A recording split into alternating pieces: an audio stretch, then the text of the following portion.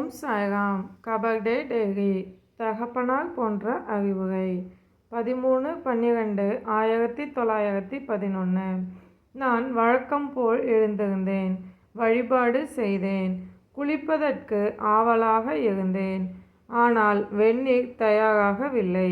எனவே நான் வெளியே வந்து பேசிக்கொண்டு அமர்ந்திருந்தேன். ஸ்ரீ சாயி மகராஜ் வெளியே சென்றபோது அவரை நான் வணங்கினேன். அதன்பின் குளித்தேன். பஞ்சதசியை பாராயணம் செய்தேன். அதன்பின் மசூதிக்கு சென்று சாயி மகராஜை தரிசித்து ஆரத்திக்கு பின் திரும்பி வந்தேன்.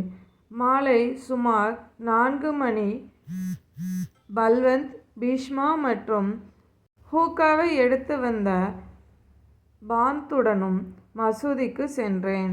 சாயி மகராஜ் ஹூக்காவில் ஒரு முறை புகைப்பிடித்தார். அமராவதிக்கு நான் திரும்புவதற்கு மாதவராவ் உத்தரவு கேட்டார். ஆனால் சாயி மகராஜ் தாம் அது குறித்து நாளை காலை ஒரு முடிவு எடுப்பதாக தெரிவித்தார். அங்கு குழுமியிருந்த அனைவரையும் மசூதியை விட்டு வெளியேற்றினார். ஒரு தகப்பனார் தனது புதல்வருக்கு உண்மையுடன் அறிவுரை சொல்வதைப் போன்றே அவர் எனக்கு மிக மிக அன்புடன் அறிவுரை நல்கினார்.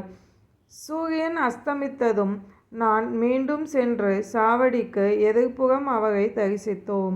அதன் பின் ஸ்டேஜ் ஆரத்தியில் கலந்து கொண்டோம். பீஷ்மா வழக்கத்திற்கு முன்னரே பஞ்சபடியை படித்தார். பாயியும் ஒரு பஜனை பாடல் பாடினார். ஓம் சாய்ராம். சாயின் வார்த்தைகள் மீது நம்பிக்கை வைப்போம்.